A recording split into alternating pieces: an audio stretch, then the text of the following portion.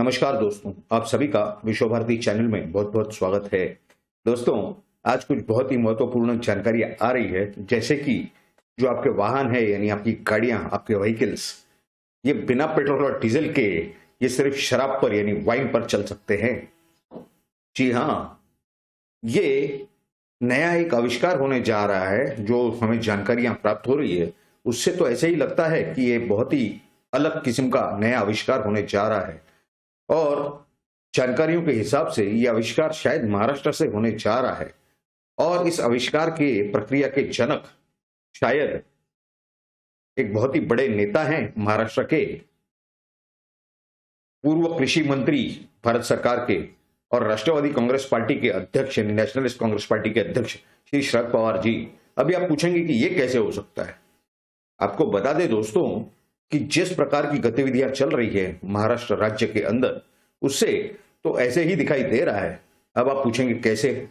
आपको अगर याद होगा कि जब ये खुद कृषि मंत्री थे भारत के, उस समय पर इन्होंने जिस तरह से हैंडल किया था वो डिपार्टमेंट, वो मिनिस्ट्री, और उसके हैंडलिंग के अंदर उस दौरान ये जानकारियां आई थी कि कई सारे एफसीआई के गोदाम थे, गोडाउन थे, जिसके अंदर की अनाज सड़ता हुआ पाया गया था।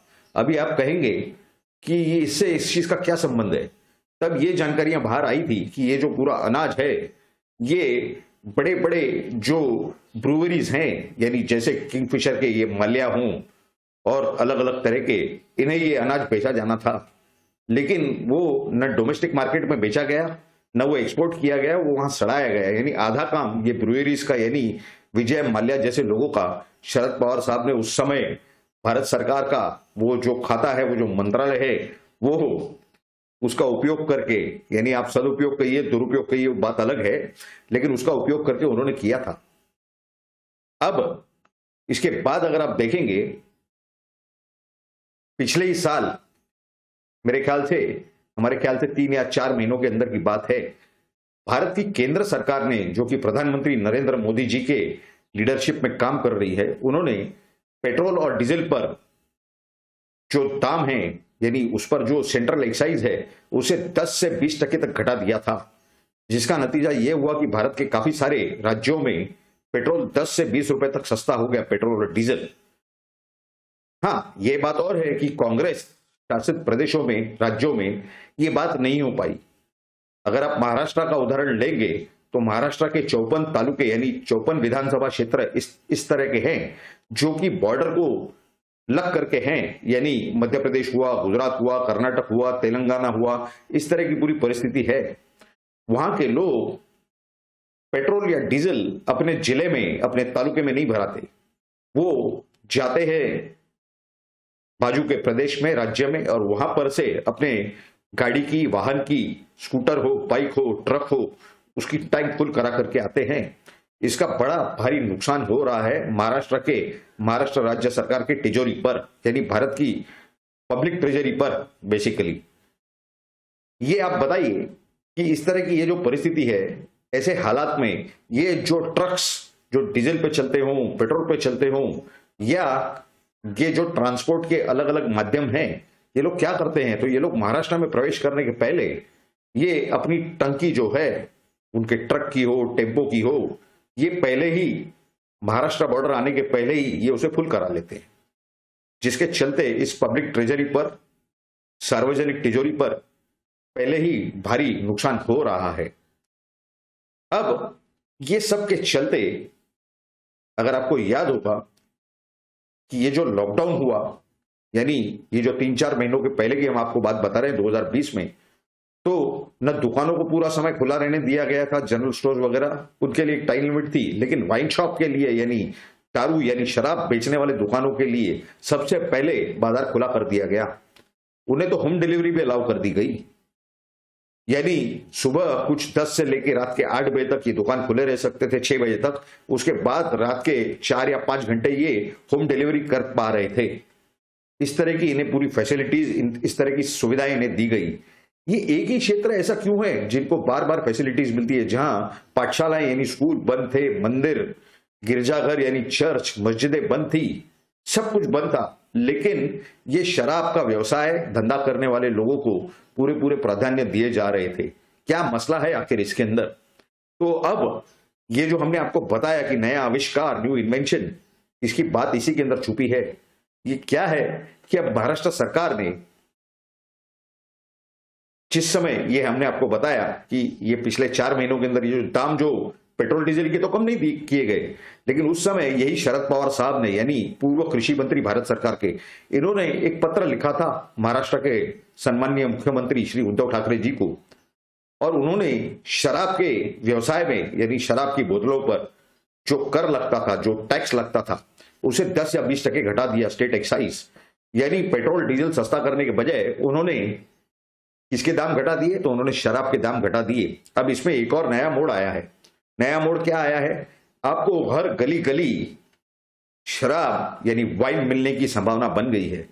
महाराष्ट्र सरकार ने कुछ ऐसे नियम पास किए हैं, कुछ नई नियमावली लाई है कि ये जो वाइन है, वाइन जो कि फ्रूट से बनती है, फ्रूट जिसमें केले हो या अन्य कई सारे ऐसी चीजें हैं जो कि खेतों में उगते हैं, उनसे ये जो शराब बनती है वाइन, इसे अब नया एक अवतार दिया गया है। इसके लिए नई नियमावली बनाई गई है। क्या है वो नियमावली? कि अगर आपका दुकान 100 मीटर यानी 1074 स्क्वायर फीट के आसपास है, यानी 1074 स्क्वायर फीट या उससे ज्यादा, तो आप वाइन बेचने के लिए लाइसेंस ले सकते हैं। और लाइसेंस की कीमत कितनी है? सिर्फ 5,000 रुपए।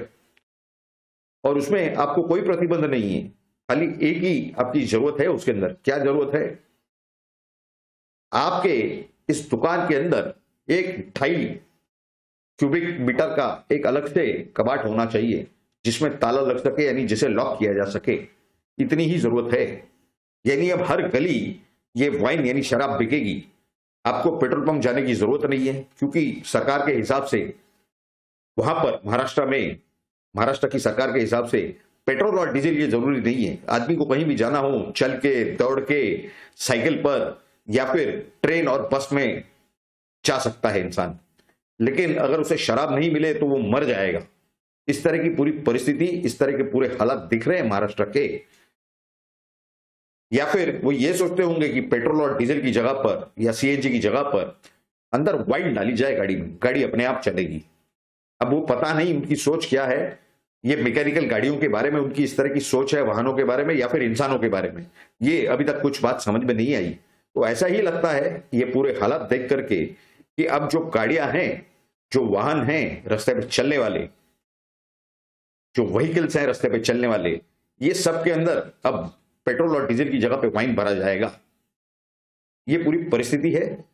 आने वाले समय में ऊंट किस मोड़ बैठता है ये तो देखना बाकी है, क्योंकि एक सबसे बड़ी जानकारी जो अभी अभी आई है कि सुप्रीम कोर्ट ने, पूरे भारत के सम्माननीय सुप्रीम कोर्ट ने महाराष्ट्र विधानसभा में जो 12 विधायकों को सस्पेंड कर दिया गया था महाराष्ट्र विधानसभा से, भारतीय जनता पार्टी के विधायक थे, उन्हीं सभी का ये जो सस्पेंशन है, ये जो निलंबन है, ये दरकिनार कर दिया है, इसे सेट असाइड कर दिया है। तो इस तरह की पूरी परिस्थिति है। बार बार महाराष्ट्र की सरकार, जो महाविकास आघाड़ी की 3 अलग अलग साइज के पहियों की सरकार है, वो कुछ ना कुछ ऐसा काम कर देती है कि उनकी किरकिरी हो जाती है। अभी शायद कुछ समय पहले हमें जानकारी प्राप्त हुई कि महाराष्ट्र में जो विरोधी पक्ष नेता हैं श्री देवेंद्र फडणवीस, उन्होंने कुछ बयान दिया था, लेकिन उनके बयान में कुछ दम नहीं था, ऐसे कई सारे पॉलिटिकल एनालिस्ट बता रहे हैं। और हमारा तो खुद का अनुभव रहा है और कई सारे पॉलिटिकल एनालिस्ट भी ये बता रहे हैं कि ऐसे हालात में अगर जो भारतीय जनता पार्टी के महाराष्ट्र से जो 2 नेता थे, प्रमोद महाजन और गोपीनाथ मुंडे, ये अगर होते, या सिर्फ गोपीनाथ मुंडे भी अगर होते, तो रास्तों पे आंदोलन हो चुका होता। क्योंकि पालघर से लेके सुशांत, दिशा सालियान और ये अर्नब गोस्वामी की अरेस्ट, गिरफ्तारी और कई सारे ऐसे वाकयात हुए हैं। तो ऐसे हालात में गोपीनाथ मुंडे बिल्कुल चुप नहीं बैठते।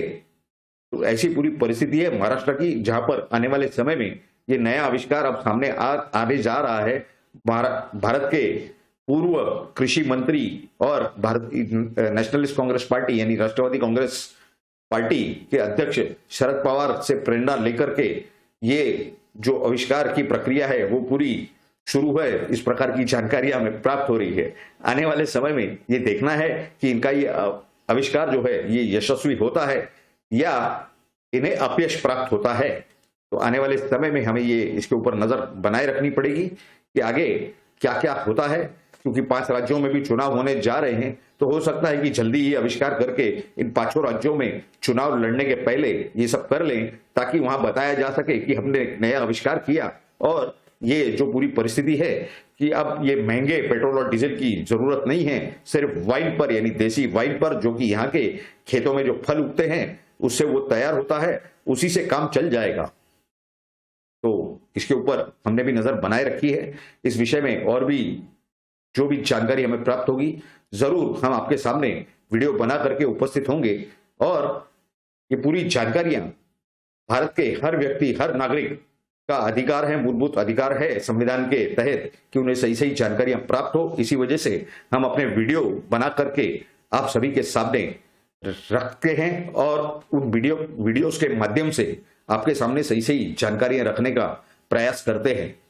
तो आज की ये पूरी जानकारी आपको कैसी लगी ये जरूर आप नीचे कमेंट बॉक्स में लिख करके हमें बताएं, क्योंकि आपके जो राय है आपकी वो हमारे लिए बहुत ही ज्यादा अनमोल है, बहुत ही ज्यादा महत्वपूर्ण है। ये जानने का हमें भी अधिकार है कि हमारे दर्शक या भारत की जनता इस विषय में क्या सोच रखती है, क्या सोचती है। ऐसी पूरी परिस्थिति है। आपको अगर ये आज की पूरी जानकारी अच्छी लगी हो, सही लगी हो, तो जरूर हमारे इस वीडियो को आप लाइक करें और ज्यादा से ज्यादा शेयर करें, ताकि भारत के हर नागरिक को ये सही सही जानकारियां प्राप्त हो सके। और अगर आप हमारा वीडियो पहली बार देख रहे हैं तो आप हमारे इस चैनल को सब्सक्राइब करें और सब्सक्राइब बटन के बाजू में जो बेल आइकन का लिंक दिया हुआ है उस पर क्लिक करके ऑल नोटिफिकेशन यानी सभी नोटिफिकेशंस को ऑन कर दें, ताकि आपको सबसे पहले हमारे हर वीडियो और हर एपिसोड की नोटिफिकेशन यानी जानकारी सबसे पहले प्राप्त हो और आप सबसे पहले हमारा वीडियो और नोटिफिकेशन देख करके सही सही जानकारियां प्राप्त कर सके। आप सभी लोगों ने इस वीडियो को पूरा अंत तक देखा, इसके लिए आप सभी का बहुत बहुत धन्यवाद। भारत माता की जय। जय हिंद।